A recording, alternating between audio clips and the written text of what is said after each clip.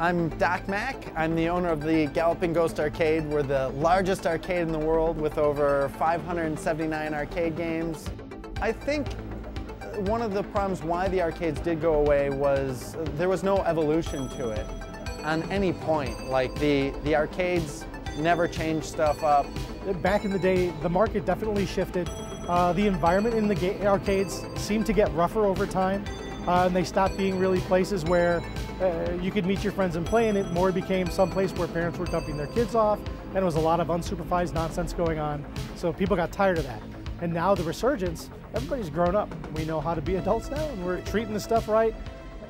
It's a much more friendly environment now. Well, when I was a kid, we used to go with my father. You know, you would go when I was his age, you go to the mall, and Mom would shop, and you go with your dad to the arcade. And then you were older, you go with your friends. So, you know, the arcade was always a fun place to go. You know, I've been going to arcades since I was a little kid. Like I said, I'm 39. My brother, he was 4 years older than me, so we would always go to I lived in Chicago, so we'd always go to the fun zone. And yeah, we'd just be competitive the whole time, and we'd go to the bowling alley and play karate champ and come back and do karate on the bed with each other, you know. And I'd always get my butt kicked. It reminds me of, you know, going with my dad, you know, because there's not that much opportunity anymore to do that. I can't believe that this place is here, you know. I didn't know anything about it. I haven't played for like 20 years. And I finally found this place over here. I live in Elgin, so it's right around the corner. Yeah, it's great that it's coming back. We kind of have people that fall into two categories. There's guys who kind of walked away from the arcade thing from when they were kids and now have come back and embraced it. And there are others that never left it. They stayed tried and true all the way through.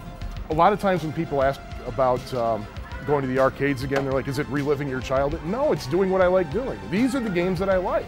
I don't like the modern games. I didn't want a Nintendo Entertainment System when it came out. I tried a few of the games, didn't like them. The playability just isn't there. The newer the game I found, the less likely the playability is going to be. I really heavily prefer arcades more than the current console systems, because I mean, not every place is arcade nearby. Recently, the Nintendo Switch just came out, and I'm not buying it. I mean, I got everything I need here. I am the age of an arcade person, but it's just where I lived, there were no arcades near me. Like typically, people have stories like, oh, you know, I walked down to the convenience store and they had this game and this game, or I just didn't have that. Like I had a bowling alley like 10 miles away. So I'm not riding my bike, you know, up there with $2 in my pocket playing for 5 minutes and then coming home. So it wasn't until I discovered this arcade 4 years ago where I kind of started reliving what I probably should have lived in my younger years. Scott has the turbo version of Junior Pac-Man. I have the Twin Galaxies world record as it is, but there's somebody out to get it. And so I want to pad my score a little bit because it's something like 400 and some thousand. My actual personal record is like 670 some thousand. Jamie Tibbetts has the Altered Beast world record with Twin Galaxies here. I feel weird doing it because while I technically have the world record, I'm the only one with a score. So it's kind of like, yeah. Star Castle, Us vs. Them, it's a Laserdisc game, and I'm proud to have the world record in it. It's designed by Jeff Lee, the creator of Q*bert. Got a shout out to him. So it's really, I think you should try Us vs. Them. I mean, it's a really fun game. Over 600,000 points in that game. We're currently the world record. I finished that one run. I'm going to let you guys in on a secret. My strategy is to play games that no one else plays. That's the best way to get world records. No, there's 7 known copies of Turbo Junior Pac-Man in existence. So hey. It's a really fast game. I like fast games. I'm not good at long games, so I like to just practice on short games because technically the short games are going to be in my wheelhouse. So it sounds lame, but my score is actually pretty good. It can be beaten though. I'm waiting for somebody to actually beat it so that I can actually come back and raise it just a little bit. Like there's a few more points on the board.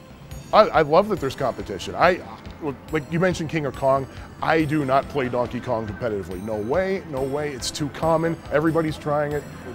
With that much competition, I'm just not gonna do it. For me personally, I mean, it doesn't really matter. For everybody else though, it's wonderful. It really is, because it gets people playing. To be able to bring that back to the people and see the emotional connection to them, it's an amazing thing that fortunately we get to see every day, and it's definitely not lost on us. The best moments I have are where somebody comes in and they see something they haven't seen since they were a kid, and it transports them back to that moment. And just for that second of their life, all the weight is lifted, and you can see that relief. And we give them that for no extra charge.